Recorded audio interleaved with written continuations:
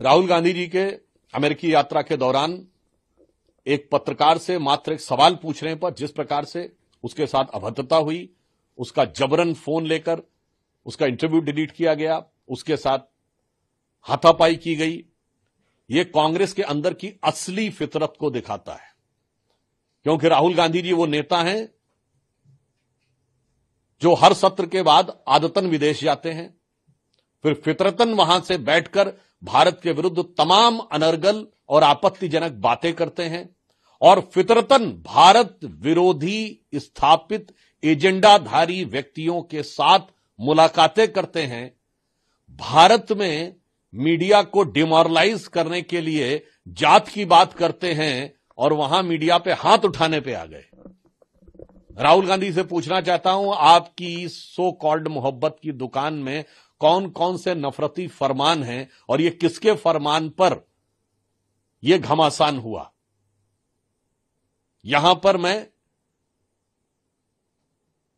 देश की जनता को याद दिलाना चाहूंगा कि वो पार्टी है जिसने जब जब सत्ता में रहा तो मीडिया को पूरी तरीके से कुचलने के प्रयास के अनेक उदाहरण मौजूद हैं और आज जरा सी इनकी विपक्ष में ताकत बढ़ी तो उस ताकत का घमंड कैसे सर चढ़कर बोल रहा है कि सवाल पूछने के ऊपर कांग्रेस के कार्यकर्ता मारने के लिए दौड़ रहे हैं। तो मैं मीडिया की तरफ से एक पंक्ति कहना चाहूंगा कांग्रेस पार्टी और राहुल गांधी के लिए कि कहां हम सारे सवालों का जवाब मांगते हैं, हम तो बस अपने आंखों के हिस्से के चंद ख्वाब मांगते हैं और हम ही को दरिया पे जाने से रोकने वाले, यानी हम ही से सवाल पूछने से रोकने वाले, हम ही को दरिया पे जाने से रोकने वाले हम ही से सारे पानी का हिसाब मांगते हैं। और दूसरा बिंदु यह है, सवाल कौन सा था जिस पे आपको इतना गुस्सा आ गया कि बांग्लादेशी हिंदुओं पर हो रहे अत्याचार का प्रश्न उठाएंगे या नहीं, इसके ऊपर आपको कंट्रोवर्शियल लगने लगा और खून खौलने लगा। यह वही कांग्रेस पार्टी है जिसने इजराइल हमास संघर्ष के ऊपर प्रस्ताव पारित किया है। राहुल गांधी का हमास के ऊपर ट्वीट देखिए तो वो कहते हैं कि वहां गाजा में इनोसेंट लोगों की किलिंग हो रही है, मानवता कष्ट की जा रही है, लोगों पे अत्याचार हो रहा है।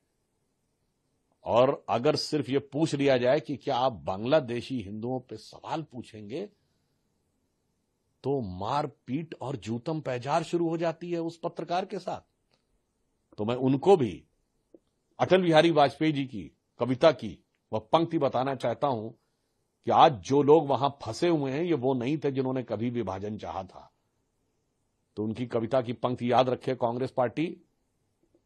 कि जिनके पैरों पर, जिनकी लाशों पर पग रखकर आजादी भारत में आई, वो अब तक हैं खाना बदोश गम की काली आंधी छाई। हिंदू के नाते उनका दुख कहने में तुम्हें लाज है आती,